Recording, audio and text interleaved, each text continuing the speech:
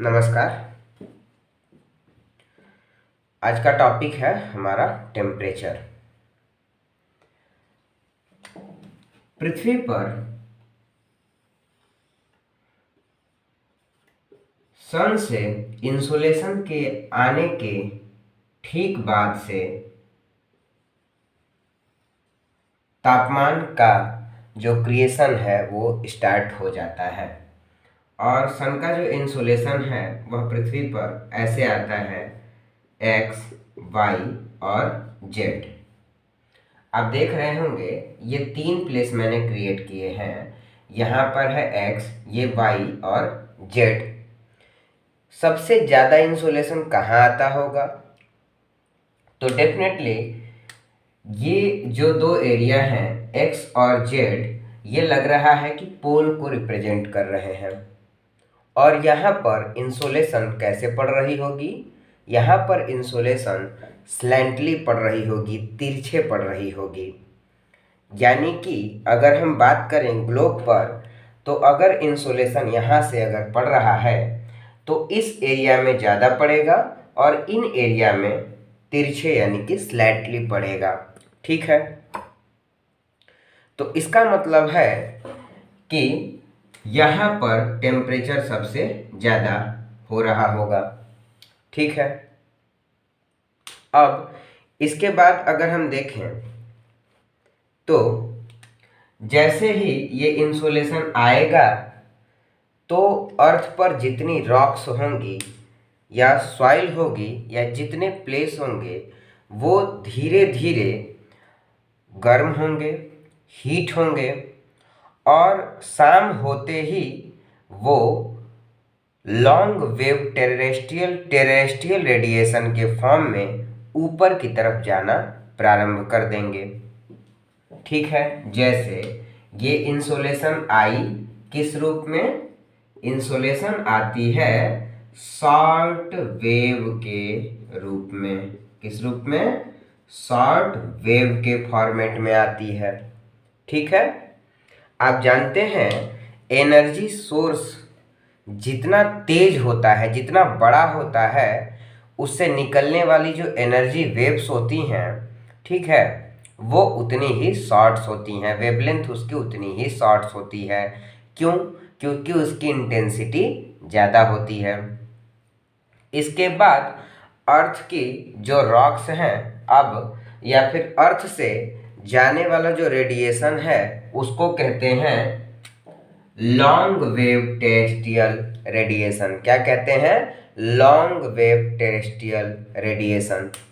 यानी कि short wave receive हुई और उसके बाद जब वो वापस जाना शुरू होगी तो किस फॉर्मेट में जाएगी? लॉन्ग वेव टेरेस्ट्रियल रेडिएशन के फॉर्मेट में जाएगी। ठीक है, तो हम देखेंगे कि जैसे ही यहाँ से जो है एनर्जी वापस ऊपर की तरफ जाना शुरू होती है, तो मान लेते हैं ये एक्स प्लेस, ये वाई प्लेस और जेड प्लेस। ठीक, किस फॉर्मेट में एनर्जी जा रही है वापस, इस बात को याद रखना है। लॉन्ग वेव टेरेस्ट्रियल रेडिएशन यहाँ लिख लीजिएगा। लॉन्ग वेव टेरेस्ट्रियल रेडिएशन के फॉर्म में एनर्जी जा रही है। तो ये एक्स जो प्लेस है, कैसे जाएगी एनर्जी, इसको समझिए। एनर्जी जब जा रही है तो डेफिनेटली अर्थ के पास जो बड़े बड़े डस्ट पार्टिकल्स होंगे या जो भारी गैसें होंगी, जो हैवी गैसेस होंगी, CO2 गैस है, ठीक है, वाटर वेपर है, ये अर्थ के पास ज़्यादा होंगे। क्यों? ग्रेविटी के इफेक्ट के कारण। ठीक है, क्यों? क्योंकि सरफेस के पास ग्रेविटेशनल फोर्स का इफेक्ट ज़्यादा होता है और जैसे जैसे सरफेस से ऊपर बढ़ते जाते हैं ग्रेविटेशनल फोर्स का इफेक्ट भी कम होता जाता है। तो जब सरफेस के पास ग्रेविटेशनल फोर्स का इफेक्ट ज़्यादा होगा तो बड़े डस्ट पार्टिकल्स भी यहीं होंगे। ठीक है, और साथ ही साथ बड़े डस्ट पार्टिकल्स के साथ ही साथ वाटर वेपर भी यहीं होगा। कार्बन डाइऑक्साइड गैस भी इस एरिया में है। इसका मतलब कि जब लॉन्ग वेव टेरेस्ट्रियल रेडिएशन जा रहा है तो इसका एब्जॉर्प्शन भी इस एरिया में ज़्यादा होगा, इसको ट्रैप भी इस एरिया में ज़्यादा किया जाएगा। जैसे मान लीजिए कि आप जो है मिठाई का एक डब्बा लेकर के और निकले बस्ती की तरफ, ठीक है, तो जहाँ पर ज़्यादा लोग होंगे वो ज़्यादा खा लेंगे, आगे जाएंगे तो थोड़ा कम बचेगा, तो आगे वाले लोगों को और कम मिलेगा और उसके आगे वाले लोगों को और कम मिलेगा। ऐसे ही जब यहाँ से लॉन्ग वेव जा रहा है तो क्योंकि यहाँ पर डेंसिटी बहुत ज़्यादा है इस एरिया में, तो ये मतलब जो डस्ट पार्टिकल्स, गैसेस, जो भी हैवी गैस कार्बन डाइऑक्साइड है, ये अपने पूरे कैपेसिटी के बराबर जो है एब्जॉर्ब नहीं कर लेंगी लॉन्ग वेव टेरेस्ट्रियल रेडिएशन को, तब तक ये उसको ऊपर जाने देंगी, नहीं जाने देंगी।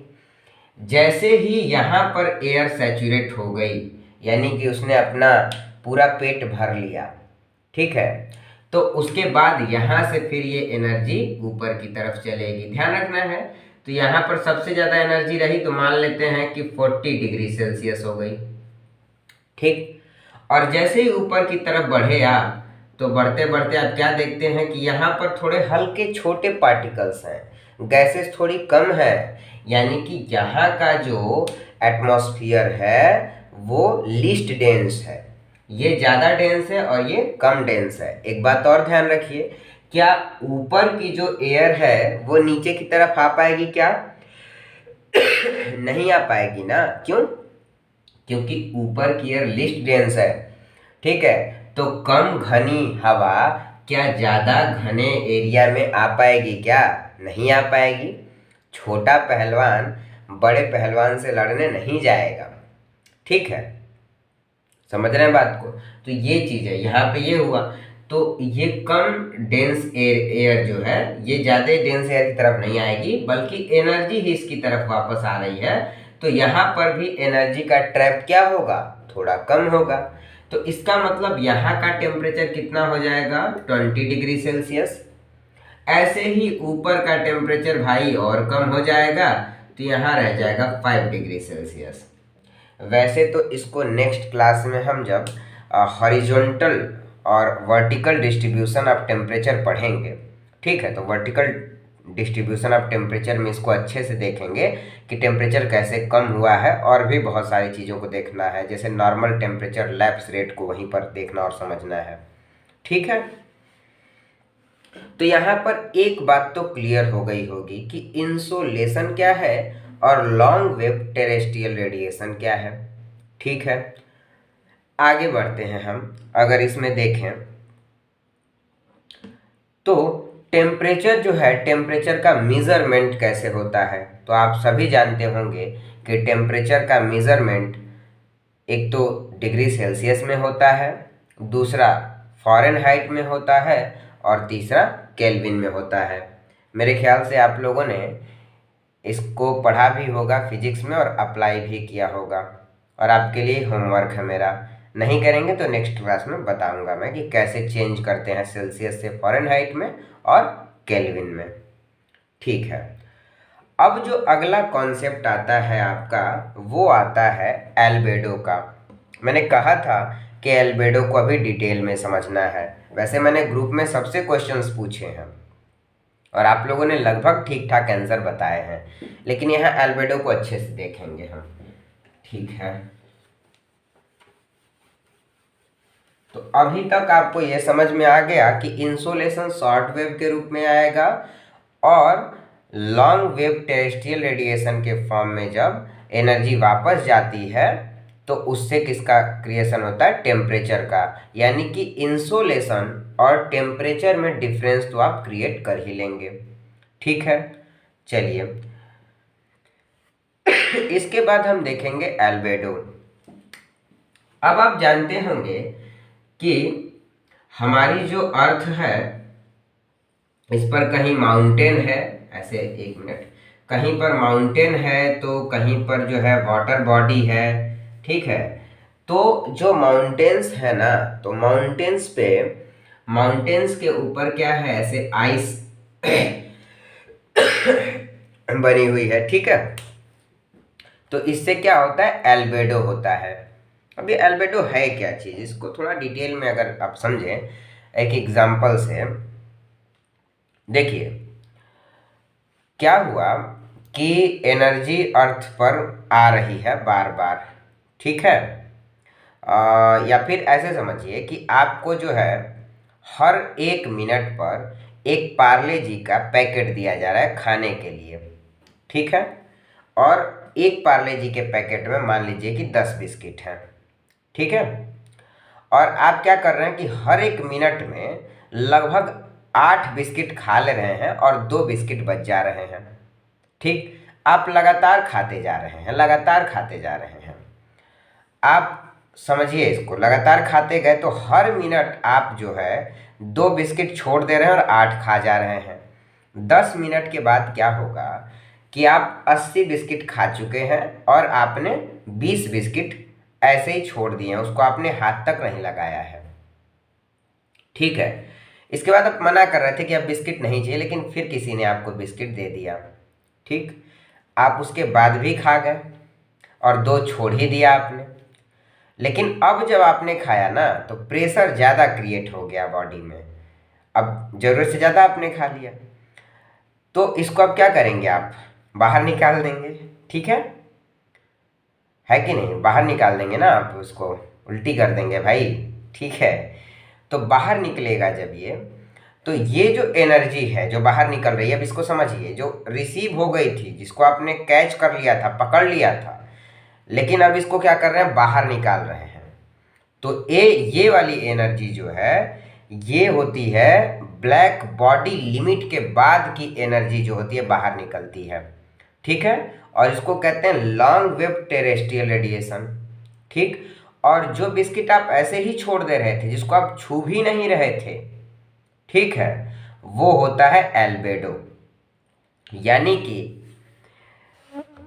इंसोलेशन का वो पार्ट जो अर्थ में बिना किसी रॉक में एब्जॉर्ब हुए ही जैसे का तैसे वापस चला जाता है, उसको कहते हैं एल्बेडो, ठीक है। और इंसोलेशन का वो पार्ट, ठीक, जो रॉक्स में एब्जॉर्ब होता रहता है, लेकिन हर एक रॉक्स की एनर्जी को एब्जॉर्ब करने की एक लिमिट होती है, और उस लिमिट के बाद वो एनर्जी को एब्जॉर्ब ना करके और उसके बाद उसको धीरे धीरे बाहर निकालना शुरू कर देते हैं। तो जब एनर्जी बाहर निकलना शुरू होगी एब्जॉर्ब होने के बाद, ठीक है, ब्लैक बॉडी लिमिट के बाद जब एनर्जी बाहर निकलना शुरू होगी तो उसको कहेंगे हम लॉन्ग वेव टेरेस्ट्रियल रेडिएशन। और जो एनर्जी एब्जॉर्ब हुई नहीं, आई वापस चली गई, वो होगा एल्बेडो, ठीक है। चलिए, मेरे ख्याल से इसको आप समझ गए होंगे एल्बेडो क्या चीज़ है और जो है लॉन्ग वेव टेरेस्ट्रियल रेडिएशन और एल्बेडो में डिफरेंस क्या है। एक चीज़ और, अगर आपसे कोई पूछे कि क्या एल्बेडो जो एल्बेडो है वो इंसोलेशन का पार्ट होगा या लॉन्ग वेव टेरेस्ट्रियल रेडिएशन का पार्ट होगा, तो आपका आंसर ऐसे में क्या होना चाहिए, जो एल्बेडो है वो इंसोलेशन का पार्ट होगा। क्यों?